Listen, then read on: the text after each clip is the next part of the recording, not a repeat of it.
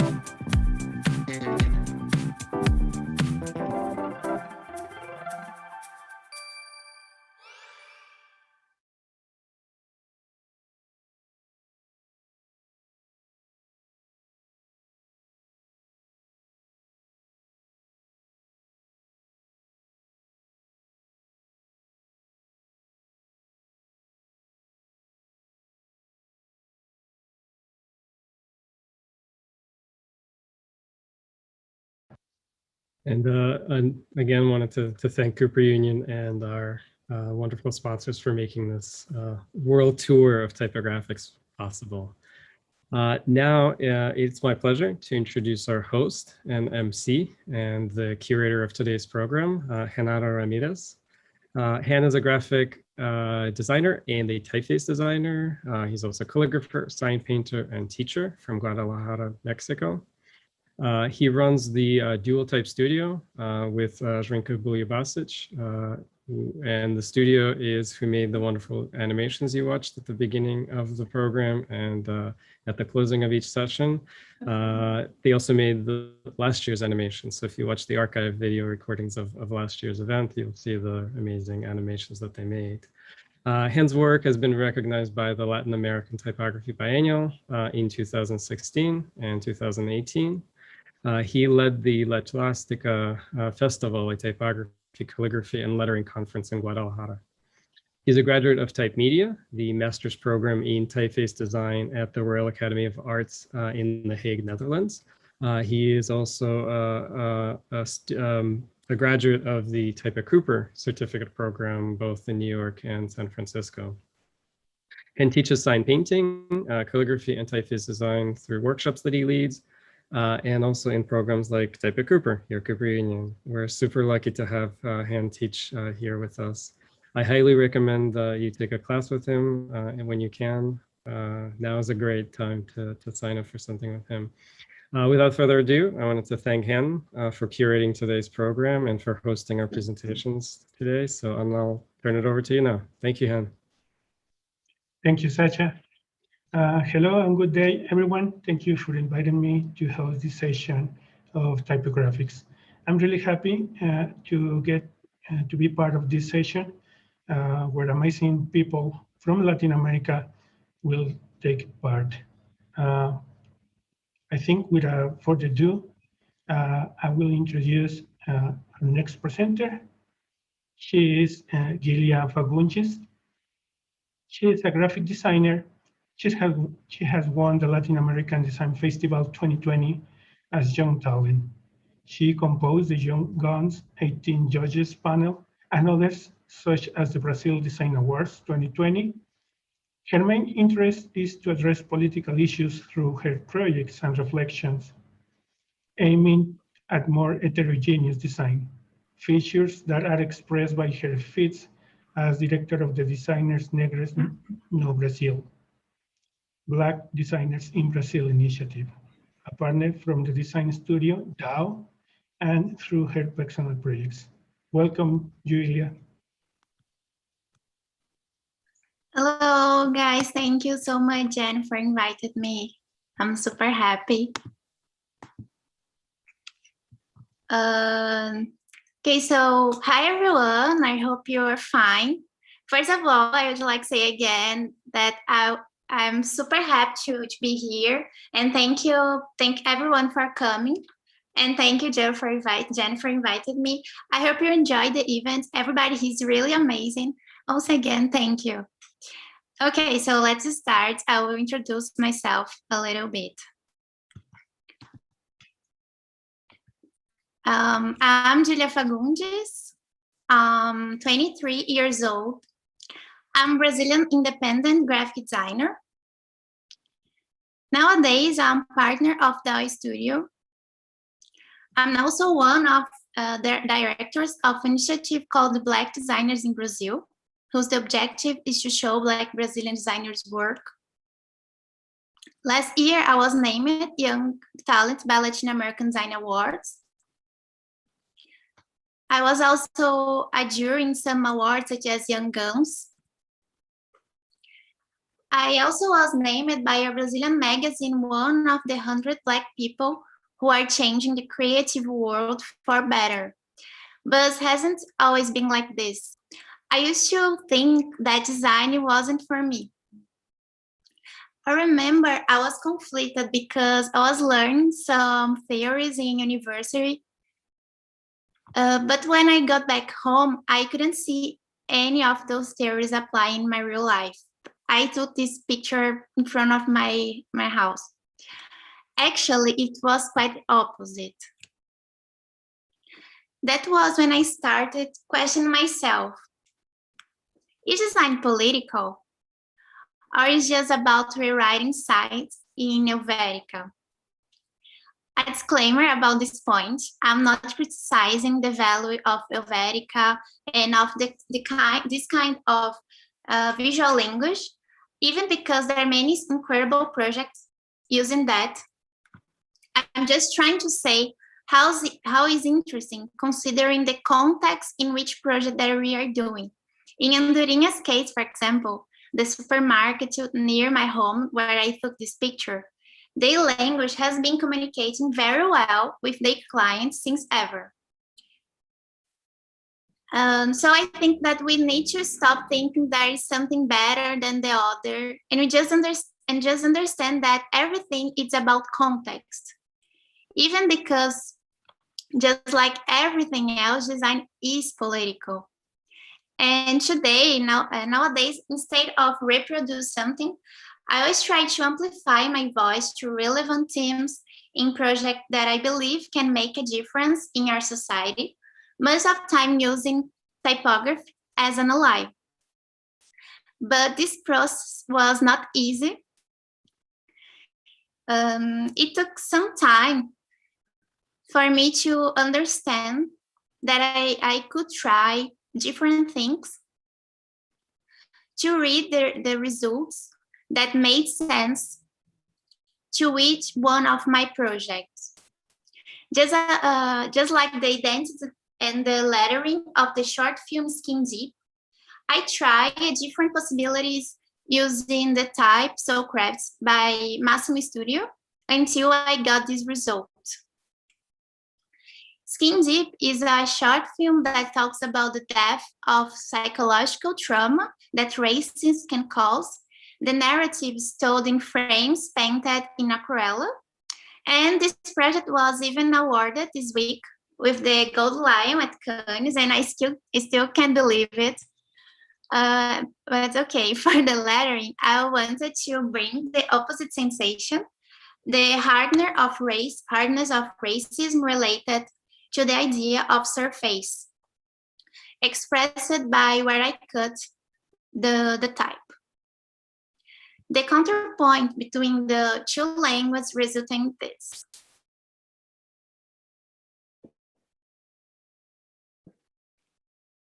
I also made some templates to Instagram and posters. In this way, I also started trying to bring the aesthetics from my daily life to my projects. That's how I started a project from a gospel newspaper that I received on the street, of course, before the pandemic. This was from one of the churches in Brazil that makes a lot of money. The newspaper talked about some supposed miracles that happened to some of the followers. And I remember that I was shocked about the headlines that were being used on it, like this one: I snorted cocaine on the Bible. So I decided to separate them and use them in another context, with pictures from magazines and from the internet. And this contrast between the text with politicals and religions image opens a space for interpretation of each sentence, questioning facts that up to these days haunt Brazil, such as racism and abuse of police force on the streets. The project becomes a fanzine called How Long?, a phrase that runs through this publication, emphasizing their problematics and questions how long this will be a reality. This project was developed using the font Durango Kid by Fabiano Procopio, which at the time I had access through his generosity in sharing the source for free to Black and or low-income students. Thank you so much, Fabiano. As a graphic designer, I have to say that I was always scared of making mistakes by drawing my own type. And that's exactly what happened. I tried, I made a lot of mistakes, and in this case, the mistakes made sense in the project. I developed this project like a concept portfolio, where I mix a different language, studios, pictures, and even some scans of my face to tell in image a little bit more about me and my job. The result was these crazy compositions and me letting go of my old fear of risking. This project helped me in the process of understanding the importance of valuing my experience and bringing them as baggage to our project. And nowadays I keep risking, experimenting, and learn a lot in every project. As happened in this project, for example, to an online event about the importance of walking through the city, which I used the font Museu Modern by Onimus Type, connected to my own illustrations.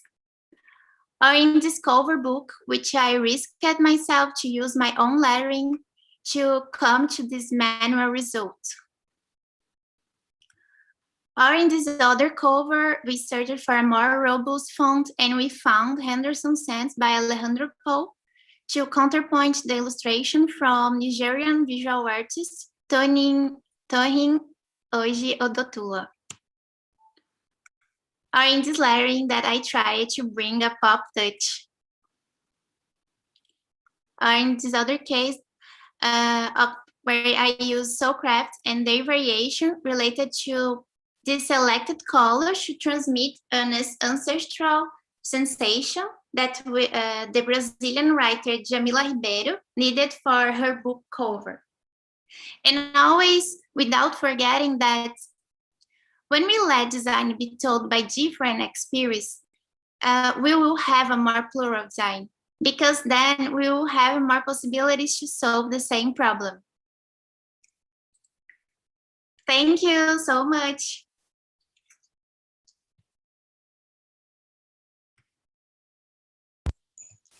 Thank you, Giulia, so much. Very interesting presentation. Thank you. Remember, if you have a question, you can drop it to a Q&A section at the bottom of the screen.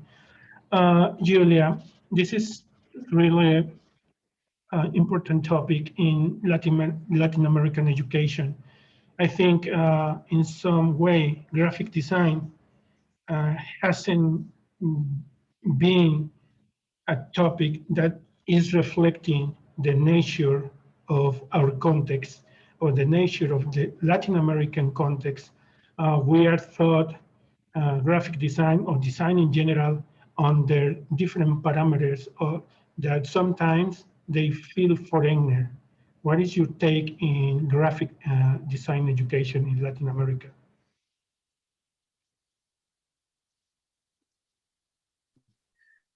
As I said in my presentation, nowadays I always try to look to my experience as my daily life, my friends, and I was trying to see Latin American designers or designers from other countries without Europe or America, for example, because I used to feel like that that I'm not part of design, and now with this kind of thinking that no, I know that if we bring something from us to design, this is design. This is what we need to do, not to see others and say, oh, I need to go there. No, we can do by our own. I think it's a little bit about that. So regarding how we judge design, also we tend to judge it from certain parameters that not always fit to every case. And I think was really valuable that you said something about design is context, or design depends of the context. In the case of the crafts and arts that all Latin American people are really familiar, but they don't go into design. In some way, the crafts and these trades, they are relegated to a second place, as if they were second kind of art, second class art. Do you think crafts and arts from Latin American people deserve better, or they need a different set of parameters of evaluation?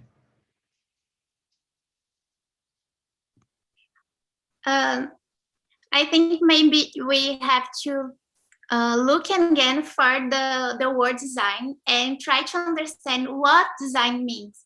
Because I think that have some people that just think design is something and forgot about other things that is design. For example, that sign that I saw in the supermarkets, that is design because it's communicating.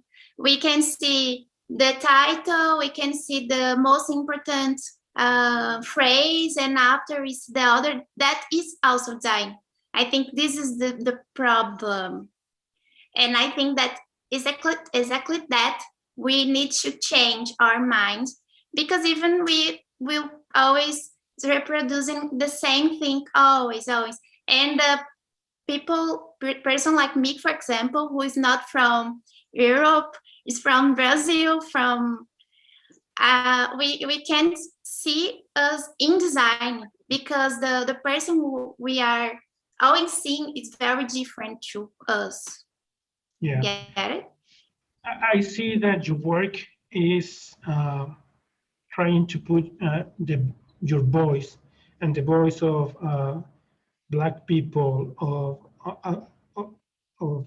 or a diverse communities into your own country, right? In Brazil, to make it visible, but how that affects also the international community.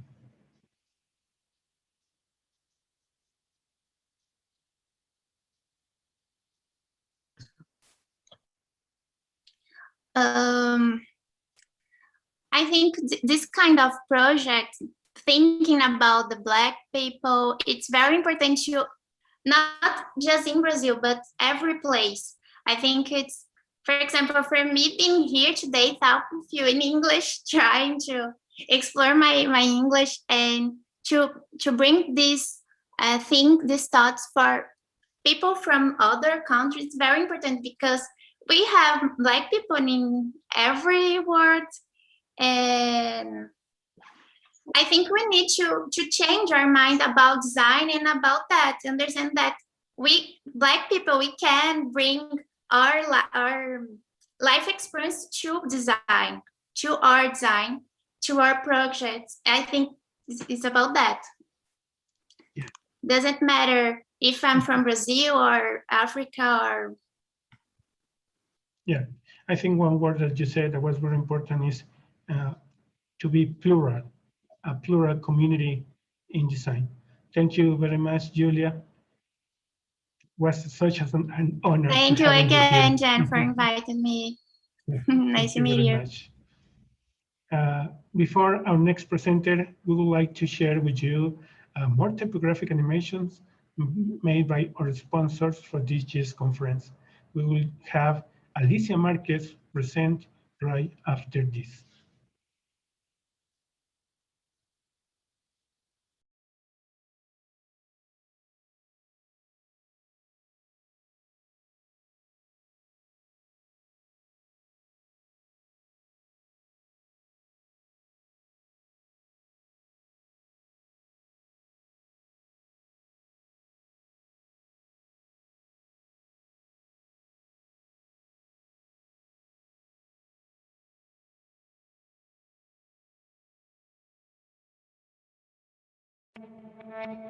And he wakes up and his arm is doing the thing it's kind of glowing whenever he turns it on.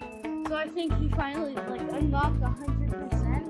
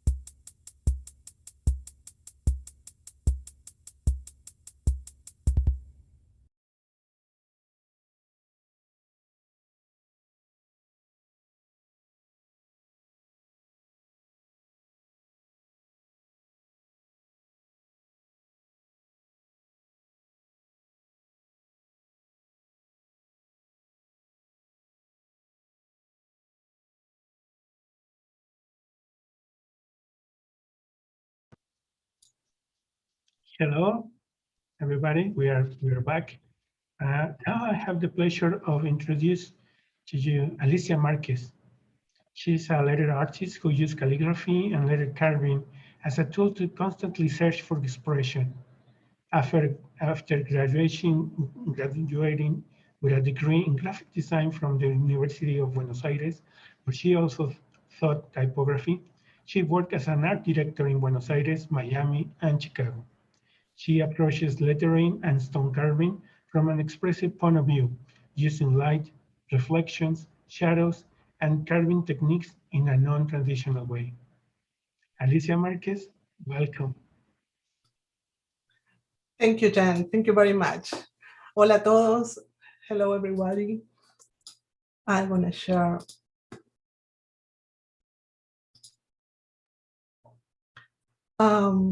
Jen, again, thank you very much for this invitation. I'm very honored. I'm Alicia Márquez, and I'll talk about how I navigate between different disciplines in the search of expression and emotion. First, a little about me, because I think our past and origins are the most important tool. My past will always be present in my art in many ways, subtle or dynamic, quiet or loud, invisible or prominent, embraced or rejected. It is my original sense. I'm a South American native from Jujuy, a province on the north of Argentina, a small city rich in traditional Altiplan native culture.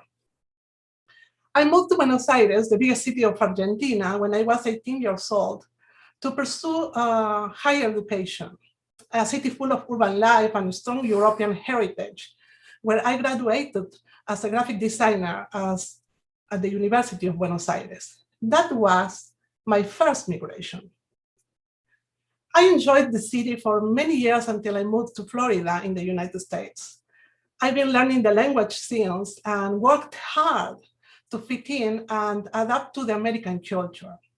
That was my second migration. But I was missing the urban life.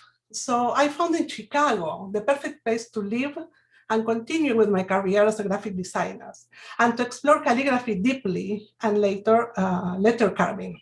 That was my third migration. I really hope there's more migrations in my future. I found them extremely rich and life-enhancing. Talking about migration, I also migrated from different disciplines.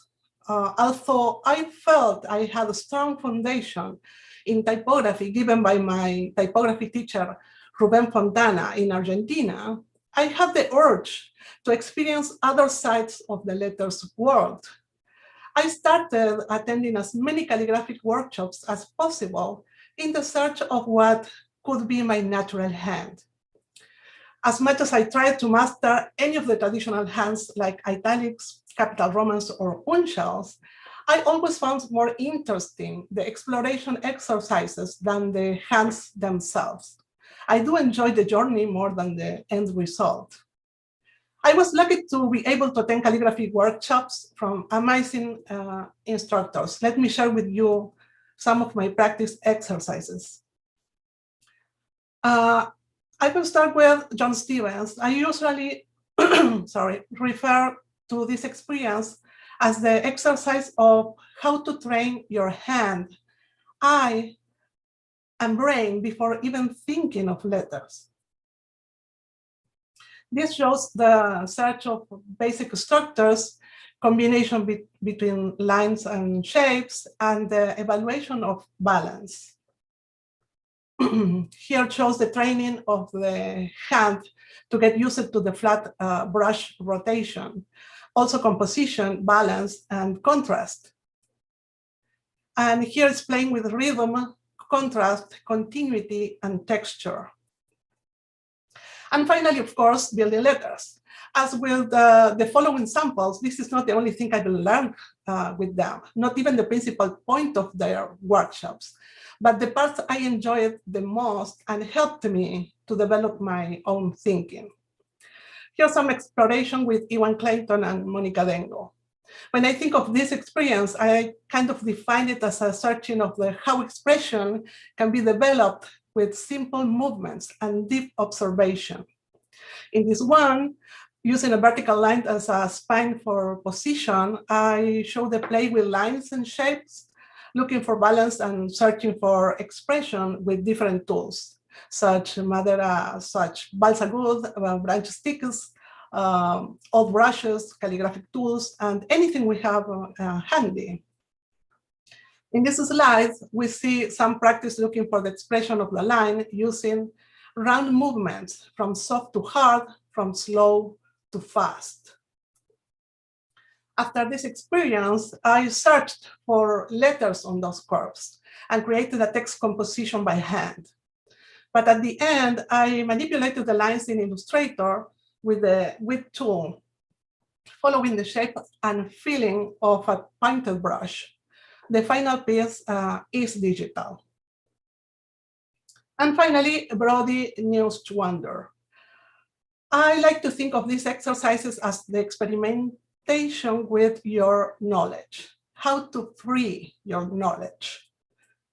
In the search of the wrong letters, as he calls them, the challenge is to make beautiful and expressive compositions, thinking from the wrongness, from the not to do traditional education. It requires a strong sense of composition, willingness to improvise, full concentration, and all the freedom you allow yourself, and more. Here are two more pieces that, far from requiring just playing, demand bringing to the table all your knowledge of shapes, form, history, typography, space, texture, color, composition, and more. Most of all, to break with all the doctors you have been learning, but with a clear intention on the composition, expression, and good form. And how all of this applied to my carving. Here is what marked the path from my calligraphy to carving migration. This was my first carving, a set of 2 Trajan capital letters made on cast at the first of 3-year typography course at the University of Buenos Aires. Ruben Fontana made us try carving before we even attempted to write a letter. I enjoyed doing it tremendously. I knew I had to study calligraphy before I started carving. Somehow, I knew otherwise I'll be carving other artists' letters. In the search for what I would carve, I was influenced primarily by this piece.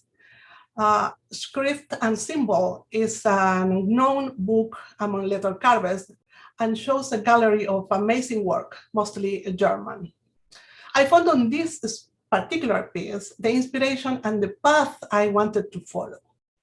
First, the carving of the monoline, and second, the use of the lights and shadows as elements of the letters, not just as the medium to make them existent or present. In the search for inspiration, I found letter carvers approaching the stone with an unconventional thinking. Here are some of them. Hiroko Shimizu in this piece shows such a sensibility and delicacy, where the carving is very, very shallow. Mikhail Delius, working here with the maximum crop possible on these capitals, carved with a strong, wide V-cut. Philip Shorey, with this monoline kind of geometric but super organic piece, so dynamic and soft. At the right, Charles Bouret, working the letter abstraction to the limit on this amazing volumetric approach. And finally, John Nielsen, whose sensibility to the monoline captured me from the first time I saw his work. Looking at his pieces, we easily forget that the support is a stone. The lettering is exquisite and the execution is just neat and marvelous. His pieces and his way of seeing the monoline has been a big influence on my work and thinking. Here's some of my work. Umbra is a piece I created attending John Nelson's workshop in Wales. As you can see, the original design is just monoline lettering. I wanted the stone to show soft lights instead of the strong contrast the usual B-cut generates. So I decided to carve half of the side on B-cut and half rounded, as you can see in the graphic on the right bottom. That simple intervention makes the lights approach the structure of the letters in a softer way and gradually. Although it has sharp edges and pointed starting and ending lines, the roundness softens the composition, giving it a more inviting transition feeling instead of just high contrast. Veritas non comparit. I was amazed by these geometrical natural rock formations, some from Ireland. The feeling of the recent slow growth of nature against gravity on such a hard material touched me somehow. Then I decided to experiment with relief on this piece. On the right is my hand-drawn lettering. And here's the piece. I wanted it to be a strong build from the base, but still playful with the geometry. I improvised every uneven shape on the go, allowing them to interact with each other using those uneven areas and peeling the letters as gravity will do. This is Music, a piece created by Shizuka Toyama, a calligraphy friend from Chicago. Her work is very delicate and beautiful. The moment I saw this piece on paper, I knew I wanted to carve it. Even on paper, the piece is very dynamic and volumetric to my eyes, and I wanted to see if somehow I could make the light do the work that the gradients are doing on this original piece. And this was the result. I used a very hard stone, limestone from Wisconsin. It is not easy to describe how delightful it is to remove dust and see the light just working. Just a small intervention on the top of the area and everything changes. Building this piece, I discovered some shadows I've never contemplated on the drawn version. Trying to keep the same sensibility of Shizuka's hands was the purpose, and I was very happy with the result. Following my idea of half B-cut, half rounded carving, I started to create this piece that was drawn first by hand and then studied and finessed digitally. Using different colors helped me decide which part would be the half cut in blue and which part would be the rounded in gray. And here also are the first letters carved. This is the final piece. I used a repurposed marble that was very hard to carve. Although the lettering was designed as a monoline, the result looks more like a pointed brush design. And based on that idea, I'm working on some future pieces. I've been trying to master the pointed brush just to find the correct shapes, carvables in stone. Again, the round shape gives softness to every letter and to the composition, making the piece somehow more organic. The same feeling I have when I'm observing sand or green hills or waves. This is my sketch for serendipity. The lettering and the lines are completely created in Illustrator. First, I created the monolines, then I used the blend option to create the 4 lines between each line. Although I wasn't sure about the quality of the mechanic automatic created curves of the internal lines, I liked the whole piece as it was. And I tried not to modify them on the carved version. And here it is. Among the previous alphabet, this is one of my preferred pieces. It brought back so many different and happy lectures. I have people calling it an accordion, origami, waves, movement, dizziness, musical, resilience, sand, hills. All these ideas live there on this beautiful and noble limestone from Indiana. And then you want to share the process somehow.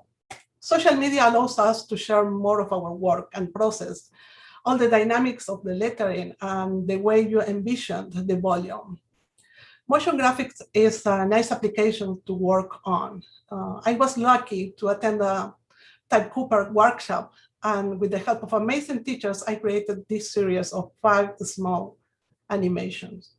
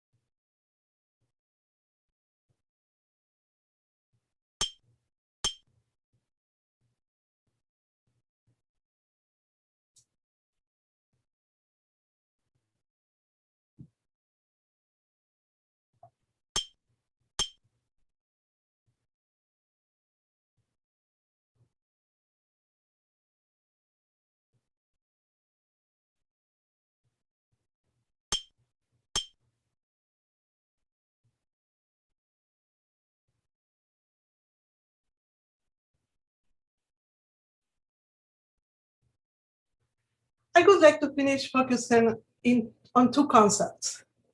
First, affinity.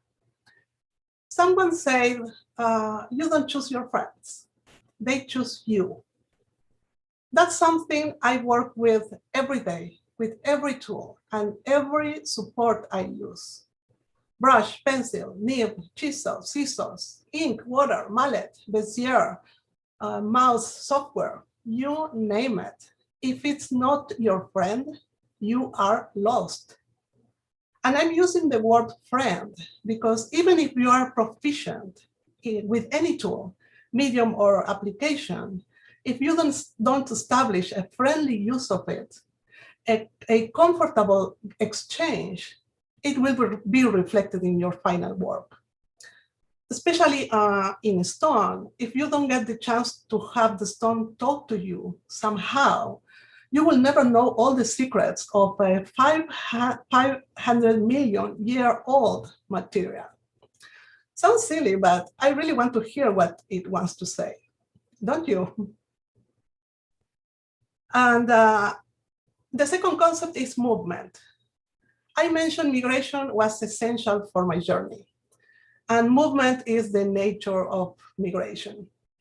I learned typography and graphic design first, then calligraphy, then letter carving, then motion graphics. I've been using any tool I can hold or have been creating new tools. I go back from the stone to the pencil, to the chisel, to the brush, to the vector as needed. I can't define myself as a typographer. I'm not a traditional calligrapher, nor a traditional letter carver. I'm probably more a designer than anything else. I don't belong to any discipline specifically, and it feels so good. I jump blindly from one place to another, and I move unconditionally all the time.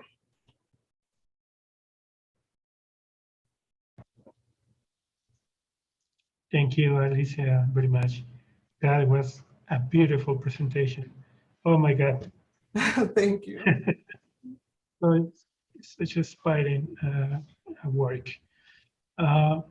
We have some questions from the audience, but also I want to acknowledge how you think about all these different dimensions in visual language. They are no more letters. The letters are put in another place, and they are transforming in a new language and a new way of communication that is multisensorial, and that is so amazing. talking about this, do you think language has a shape? For example, you think that doing different words will change the feeling that you are constructing in every piece that you make? Well, definitely the words are and the meaning, the original meaning of the words that at some point are not legible anymore, are the inspiration for the shape or the form or the tool I'm gonna use to draw first or not. But I don't think words has a special shape. I think they mutate and they change all the time. And I think that's something that makes the pieces richer, because as the meaning, we can read the meaning of a word in a dictionary, but when you ask every person, the same word has a different meaning. So it took me a lot of time, coming from design, from a graphic design background and typography background, try to forget about legibility and find the meaning of the pieces in the shape and the form. It took a lot of years for me. It wasn't one day for the other, but I found this way like so much richer and expressive than just the legibility. Yeah, of course.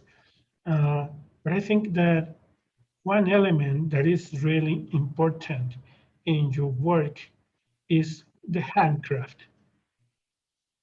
So if words per se are not the main medium where you are using to communicate, what role handcraft is taking in your process? Well, I think it's fundamental. And I remember taking a workshop with Brody, and he explained to us that there's many cultures, contemporary cultures, that they live now with around such different languages that they don't talk or understand. And when he was explaining this to us, you kind of start thinking how important it is really be able for you or for everybody to be reading literally the letters, and maybe of course it's important, but I think what I experiment doing the craft part that you mentioned is making it a little more approachable from the senses and from the experience of the observation and living around them, not only the lecture per se of what it's saying. I'm kind of opening the meaning a little more, and of course, no everybody loves that. Some people like just to read, but well, I suppose the things I do are not exactly for that people. Yeah. We have more questions from the audience. How does your cultural heritage get reflected in these experimental spaces? Are you conscious of them, or do you thrive in designs? Well, I think when you migrate and when you change from one culture to another, especially when you change language and when you arrive to a place and you don't speak the language, you have to communicate. So you have to try to communicate in many other ways. And I think that was part of my experimentation. At some point, meanwhile, I was trying to learn correctly how write and speak English. I have to also try to develop other ways to communicate what I was doing. And graphic design wasn't helping me for that. It had to be something a little more artistic and more expressive. So yes, your background, all your baggage is important. Yeah. Yeah, I was surprised when I saw for the first time your work, how all these multiple dimensions, the letters, the shape, the textures, the feeling, all came together so beautiful. Regarding that, we're going to take the last question from the audience. Which is your favorite tool, and what tool have surprised you the most? Well, I have to say that Chisel is one of my favorite tools. And I'm probably the one also that surprised me most, because it looks like, it's just a very hard thing to manage, and it's not. It's just that you have to understand how it works and find the correct techniques and position, and you don't even need to it's not a work to do with a lot of effort. It's just a work that you have to relax and just find the correct position and find the rhythm and go with it. And that's when also the result doesn't look like forced neither. And before leaving, I really want to ask you this. All your work looks like a really deep exploration, a really personal process. But I'm wondering, is going somewhere? You have a final goal in this exploration? Well, carving was one of my goals. I think all my journey was to be a carver. That's what I wanted to do.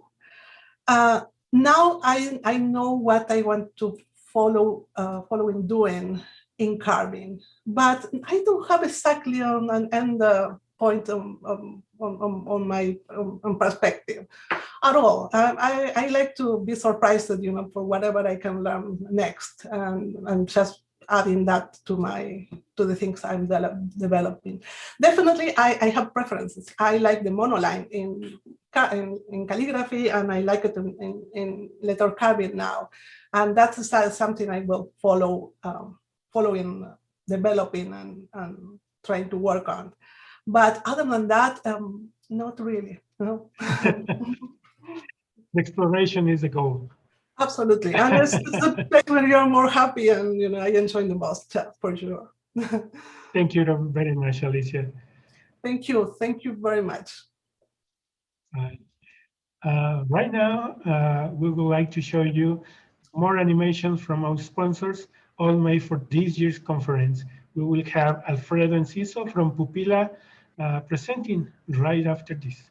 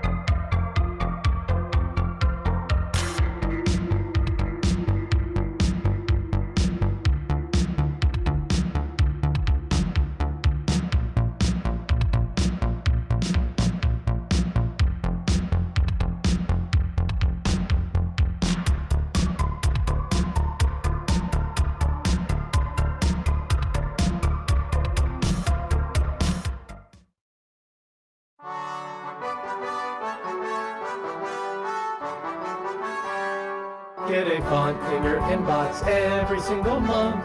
Font of the month.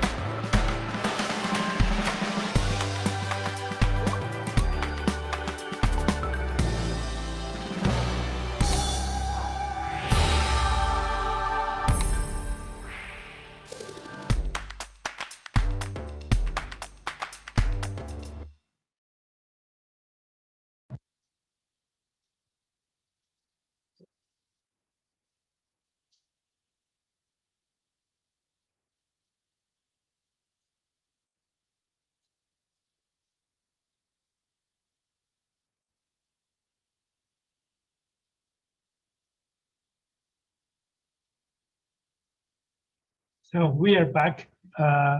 Thank you to all our sponsors to supporting the organization of this festival. Well, it's our last talk, and I'm really glad to present Alfredo Enciso from PUPILA, founded partner. He is a man with unexplainable love for Excel and unique eye for art direction. He was born in Peru, and Alfredo came to Costa Rica in 2002, searching for education, and he found love. Over the past 12 years, he's done advertising, work in education, organized a huge international creative festival, designed and art directed for several branding and packaging projects, created hundreds of memorable jokes, and took a handful of terrible photos of himself, which he happily shares with all the world on his Instagram account. Dear Alfredo Enciso, welcome. Thank you, Jen. All right, I'm super nervous now. Alicia and Giulia, amazing work.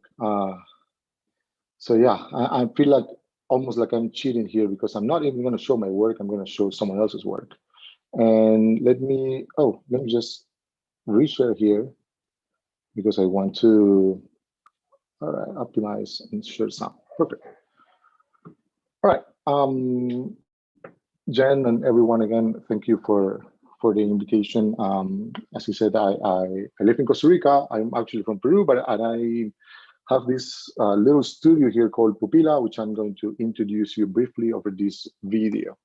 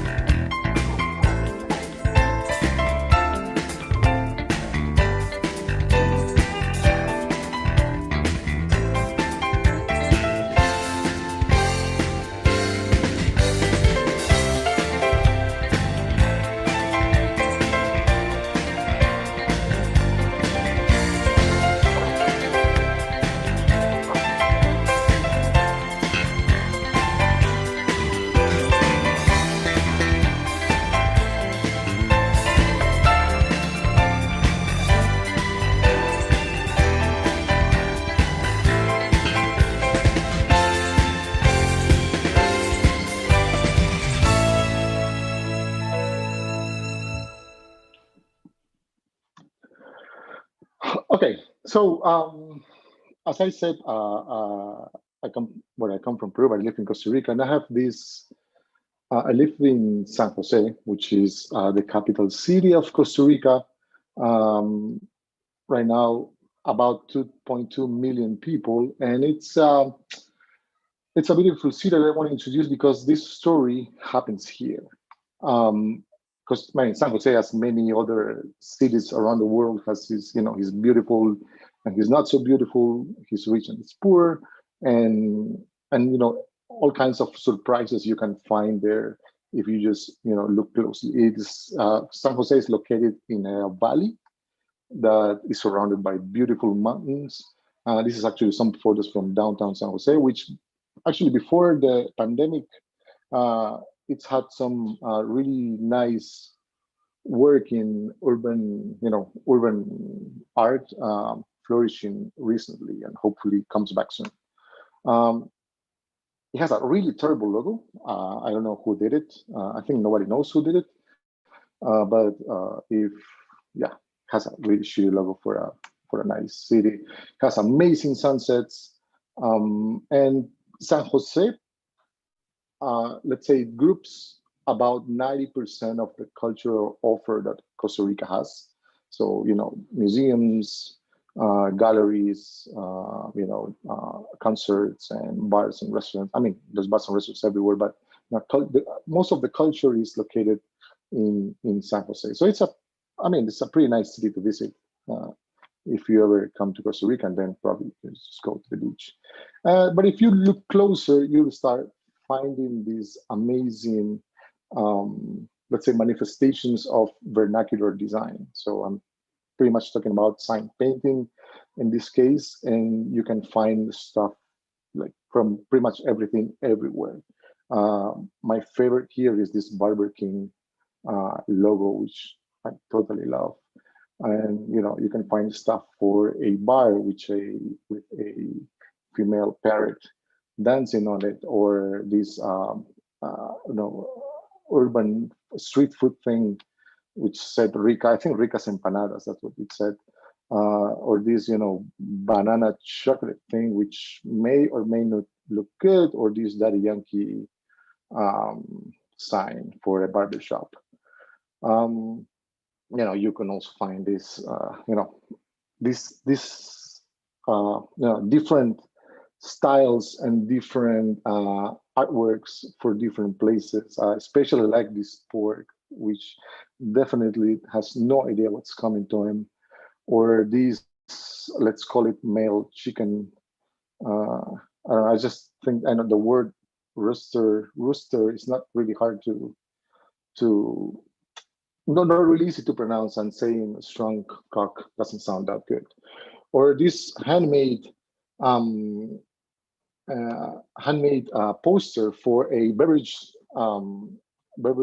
stand in downtown San Jose, which translates beautifully. It says cold beverages, colder than your ex's heart, and I really love it. And every now and then, when you look on the sign painting that's around the city, when it was 2006 and I was in college or leaving college, I started seeing these weird, or maybe not so weird, but really square fonts in some signs, the one in the left. And once I kept looking, I kept seeing them more and more, and they were pretty much everywhere. And somehow back then I got super how you call it, in love, or I really forgot the word for it, but I was obsessed with this font, and I started looking at, it started showing up everywhere, and I just fell in love with it, and I started taking photos of it, and trying to see what was going on. And then this brings us to the Desamparados. The Desamparados is a place that's probably south of downtown San Jose. It's a big area now, and that's where this story actually begins. Also, the Desamparados has a really interesting name, because in English it means either helpless or forsaken or abandoned, and it takes some balls for the founder of the Desamparados to name it that way, and hoping for it to thrive. But it did. It's a huge place as well, hugely populated, and as everywhere else in the city, it has it's good, it's bad, it's rich, it's poor, and a lot of good food there, cultural manifestations as well, and that's where the guy that I'm going to be talking about was born. And once, I think it was 2007, I kind of decided I would like to follow this and see where it takes me. I started looking and looking until I finally got there. Of course, I didn't do it full time. I worked at an advertising agency back then. Then I founded PUPILA, and it wasn't until 2012 that I really took more interest on this, and I was joined by two good friends, Karina, who's a writer and journalist, and Jose, who's a good photographer. And we really started looking for this guy. Back then, we didn't know who he was, what was his name. All we knew that his work was everywhere. And what's really exciting about this is that contrary to all the sign paintings or every other sign painting you would see on the streets, for me there was a font here. Or at least there was a system that was consistent and was showing different ways all the time. Eventually, we found out he was named Mr. Maskin, somewhere in the downtown market told us that's how people called it. So every time we would see a sign, we would stop, I don't know, at any shop or everywhere and ask them if they knew Mr. Masking or if they even had their phone number or his phone number. Eventually, someone gave it to us. We called him, and he didn't wanna take us into his house or even see us. So it took a while. I think about like 3 or 4 weeks of constant calling for him to say, okay, let's get you guys here and see what's up. We clicked. The guy is amazing. He's a humble person, incredible human being, and he took us in. We became really close friends, and basically we asked him, we want to follow you for a year. We want to document your work. We want to rescue what you're doing. It has some value for us. We not only loved it, but we found value in what we were doing, and that's what we did. And he took us around the city. Basically, what he did was every time he would go downtown, he would be on the bus and looking out the window, and every time he would see a new shop opening or just any commercial place that didn't have a proper sign, he will just get off the bus and go and offer his work. And what he would do is that he would create this piece using masking tape, and he would do this work probably in less than a minute. And then he would show this to the owner, and he said, hey, I can do this. And if he wanted it done, then he would just paint it. And if not, he would just take the masking tape away. As I said, we really spent about a year with him, going to pretty much like all the places he remembered he did, and going to all the neighborhoods where he knew he had some work done. And we took some amazing photos and really like enjoy spending time with him and loving what he did. And this is one of my favorite photos because there's 2 dog friends entering a butcher shop, and yeah, I don't know. It's a really, really funny photo. But didn't stay quite there. After, I think after about 10 months of being with him, we introduced the project to the Museum of Contemporary Art and Design in Costa Rica, and they gave him an exhibition. And for him, it was, especially mind-blowing because what he told us all the time was that this is what I do for a living. I never thought my work would have any value, or it would be interesting for people, outside of what I do. Just signing or painting signs for my clients. And so he was invited to the museum. They gave him, a room, a whole room, and he actually drew the whole alphabet on one of the walls. And it was super emotional. He was always, because he took part of the whole of the exhibition of when we were mounting it, and he was always there before the museum opened, and he was leaving right after it closed. And so we did the photo exhibition. Not only photos, I think we presented also the materials he would use, and we invited the media. He invited his sisters actually to the exhibition. They lived far away, not in the city, but everyone come and this is the materials that he uses, and it was always emotional. It was I really cannot describe what was going on there. And you can see in his eyes, he was always with his eyes full of tears, because he didn't know what was going on, and he was taking it all in and trying to understand why he was in a museum now, and also the media came and interviewed him.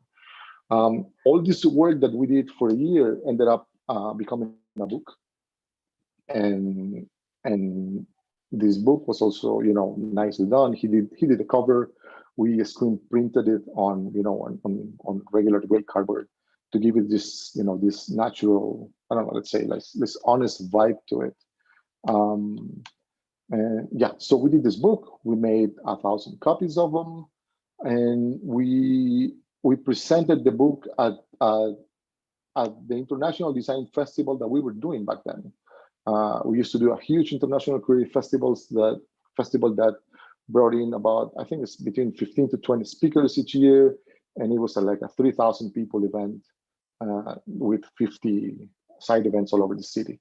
So during that edition, we actually hired him to do all the identity for the edition, and we invited him to present the book to the people.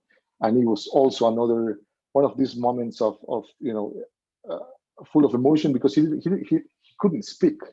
He just went out there and he froze. In front of 3,000 people, he just didn't know what to say, and it was like 5 minutes of silence, but it was 5 minutes also of people clapping. And we sold the book during the event, and it was lines of people really wanted to get the book. It was, for him, it was amazing. For us, it was amazing. And yeah, it was his moment. And again, as I said, yeah, he helped us, create the identity for the whole event and stuff. Then after that, his life changed for the good, and he also started doing design work, or his lettering work for bigger clients, not only small shops or stores that he would find on the way to downtown San Jose, but clients that would call him to get a proper quote for him to get a even better paid job. At the beginning, he would always call me to ask me, like, how much should I charge for this, because actually his signs were super, let's call it affordable, and I think he would charge about $5 for a 2x2 meter sign. So it was super cheap. And then yeah, he would start getting calls from not only different people, and he would get also collaborations with people in fashion, or people doing other kind of projects, but also big brands, and even the government asking to work on pieces for him. He actually hand painted a plane that was supposed to be Costa Rican's new airline, but that airline never happened. But he did paint the bottom of the plane, and yeah, it was amazing for him as well. And this is just images I took from his Instagram, and where he would get invited to give talks at different universities, and he was actually the cover of the cultural section of the biggest newspaper here in Costa Rica, and he made it to the cover, and yeah, his life changed, and it's really hard to say that he passed away last year. He passed away before COVID. It was last January, but still, this is a screenshot I took from his Instagram page today, and the guy is still there. He lives there. We're actually also working on digitalizing his work, and he's part now of the how you call it, of the museum, colección permanente, of the permanent collection of the Museum of Contemporary Art and Design, and yeah, so he still lives with us. We at the beginning, we didn't think this was going to have such an impact on a person, and in the end, what we learned was that he had a huge impact on us. Yeah, I want to introduce you guys to him. Here's a small video of him.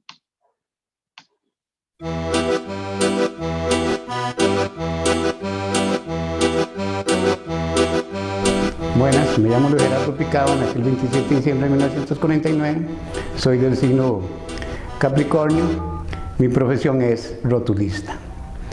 Me dicen Mr. Masking porque sinceramente no manejo muy bien el masking, entonces un apodito que me pusieron.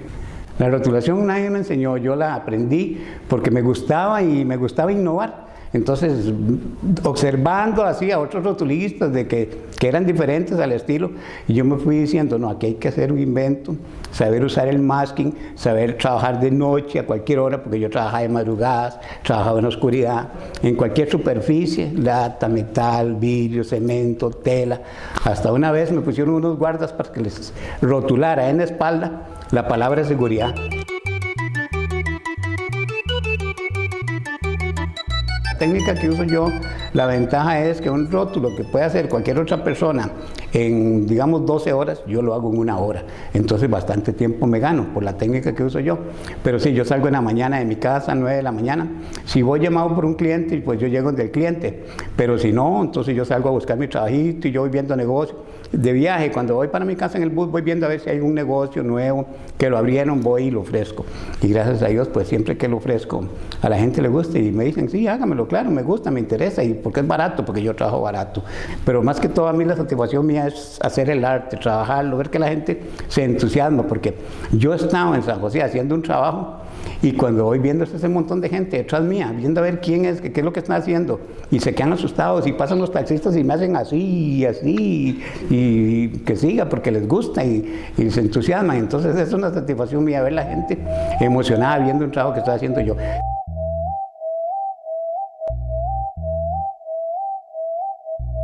Yo he visto gente rotulando y veo al menos los de las compañías esas, Bicola, todos esos negocios comerciales que rotulan esos negocios grandísimos que los pintan todos y les ponen la bicola ahí y pasan desapercibidos.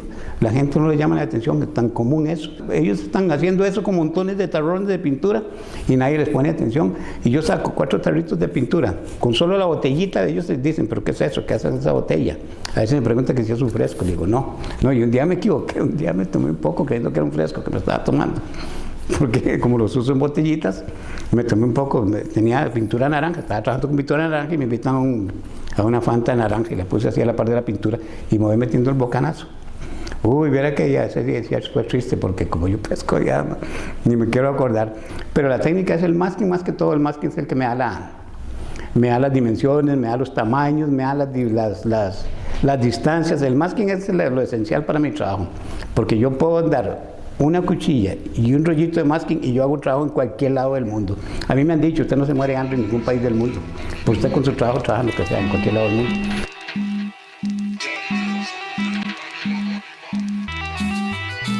Me gusta todo lo que es, toda la palabra arte para mí es fantástica, me gusta. De hecho que ahí es porque tal vez mis trabajos les pongo tanto amor porque todo el mundo me dice, lo que usted hace es un arte. Pero la gente sí lo ve como un arte, me lo han dicho, eso es un arte lo que usted hace. Tiene unas manos prodigiosas. Y yo lo veo tan natural y lo hago porque me gusta, porque me llama la atención, me gusta y me gana bien.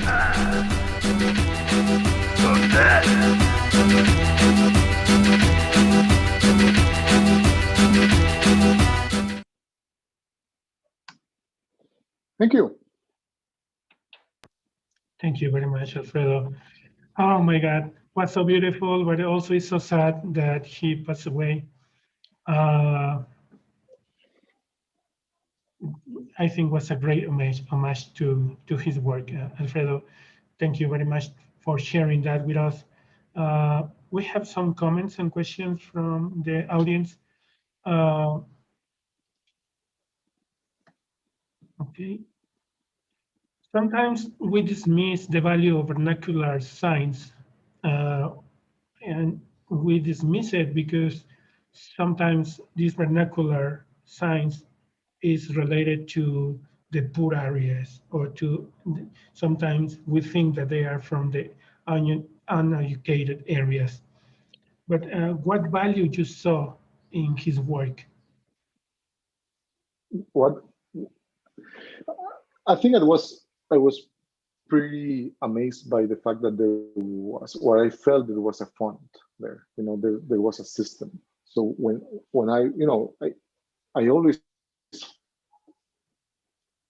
liked this, you know, these hand painted signs in every form. I mean, it could be from from Latin America or New York or Buenos Aires, you know, sign painting is always fun. It's richer.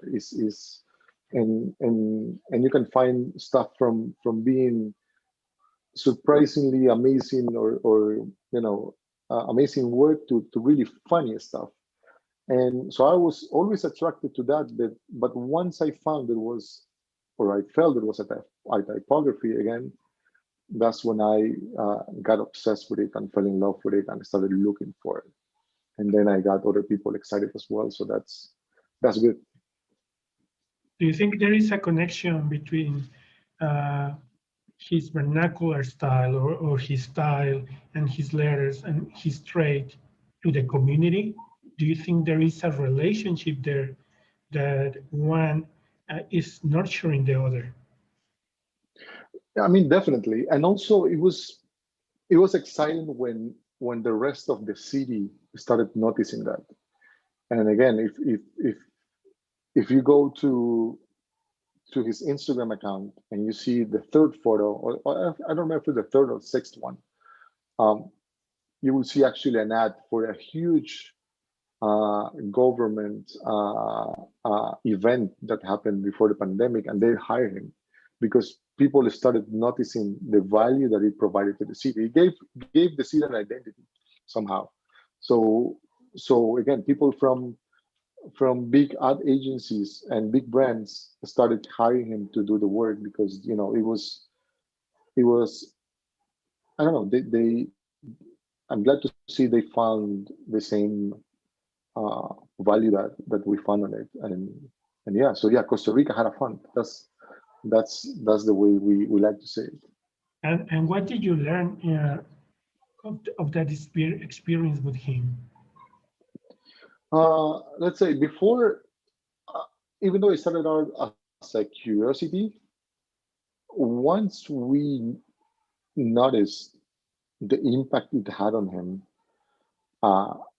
we also got scared. You know, it was like we didn't expect him to be on TV now, and you know, he was all over the place, and he became this you know, this person that everyone knew and loved.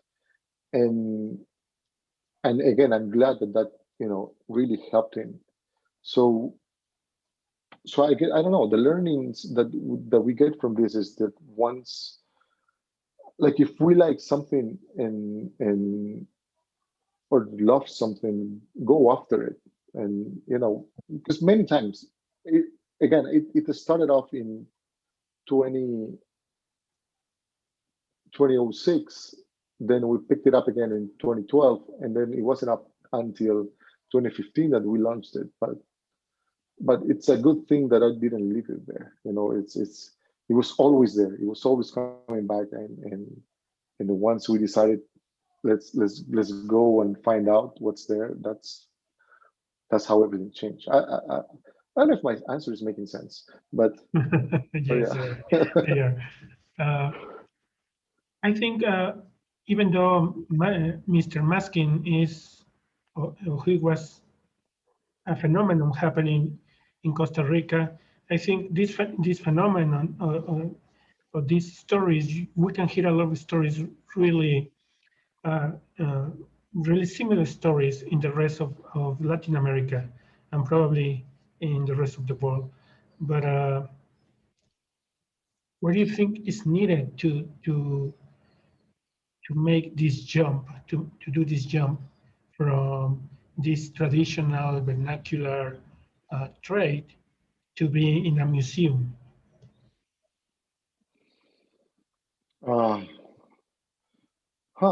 Hard to answer. I don't know.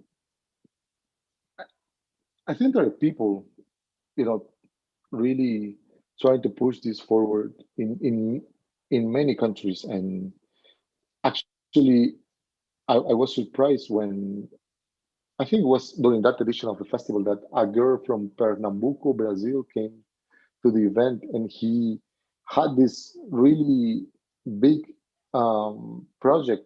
She was creating this huge book on vernacular typography and sign painting for all over Latin America. And so she came actually to meet Mr. Maskin, and also, yeah, I think it's about it. I mean, if you find value to it and you want to push it, do it. And again, it's just one of the things I actually learned when I was doing the festival I was doing is that it never hurts to ask. So we asked the museum, we presented this and tell them this is important. This is important for the city. It makes sense. Let's do it. And they believed in the idea, and of course they embraced it. And again, as I said, he's now part of the permanent collection of the museum. And so yeah, I think yeah, do it. I don't know. I don't know what to say. And finally, what is the future of this? How to keep it alive and circulating, or this closed chapter in PUPILA? Now, like we are now working on and again on digitalizing the font, let's say, or making it a font with a we got a couple people that will help us there in Costa Rica, and the idea is actually what we want to do is to keep supporting the family. As I said in the very beginning, they come from pretty humble upbringings, and actually when Don Gerardo passed away, we had only 2 books in our shelves, and we sold them to the highest bidder. And glad to say they sold each for $500, which was amazing. So like all that money went to the family, to help pay for the expenses of funerary and stuff. And yeah, and he was actually the one supporting his sister. So we want to keep on doing that. I know fonts, are easy to share and stuff, but we want to make it more. We don't want to make it look like a commercial thing. We want to make it look like this is something, to keep the project alive and also help the family, support the family. So we have some ideas on how to make it work on the project we want to create. And yeah, also like really strong story. I went, I don't know how to say it. When a person dies, and then you go to this place where there's the family and everyone else before they they go to the cemetery, and the place that it was happening was, I think it's called the communal hall, or the community hall, and it was right like half a block away from his house. And the whole place had been hand painted by him. So from the facade to the interiors, it was all his work. So it was like chilling, to be there. And so his coffin was there, and he was surrounded by his work. So yeah, that was a strong moment when I went to see the family. And yeah, I get quite sentimental on this. Yeah, it's so touching and moving. As in the chat, they're commenting that what a wonderful gift he left. And talking about that, he have any apprentice, or do you think his technique in particular is dead? Yeah, it's lost with him. Yeah, No, I think he had a son, but his son didn't live there, and yeah, that's he's been doing that for almost 40 years, and yeah, died with him. Okay, Alfredo, thank you very much. Was thank you. Such a beautiful presentation. Thank you. Now we are all emotional. Thinking about Mr. Maskin. Sasha, thank you very much. I hand it over to you. Thank you, Han. Thank you, everyone. I'm kind of speechless. I'm so blown away by everything we just saw. Like such moving and such personal stories. It's just really fantastic. And I know I'm going to be watching this session again, and we are recording these, as you could see in the somewhere here, maybe like the YouTube link. You could click on that, and like you can find this recording and the recordings of all the previous sessions we've had. But I'm really blown away and really touched by everything we saw today and everything we heard. So thank you, Han, for curating this amazing program. Thank you to Alfredo. Thank you to Alicia. And thank you to Giulia for your kindness, your just insight, and your beautiful work. So follow them on every social media and keep up with their work. But I'm super moved by what we saw. So we hope you join us next week. We have another 2 events on Tuesday and on Thursday. We have more places to visit and more typographic works to see. So we hope we see you soon. Have a wonderful week, wonderful weekend. Be well, be healthy, and we'll see you soon.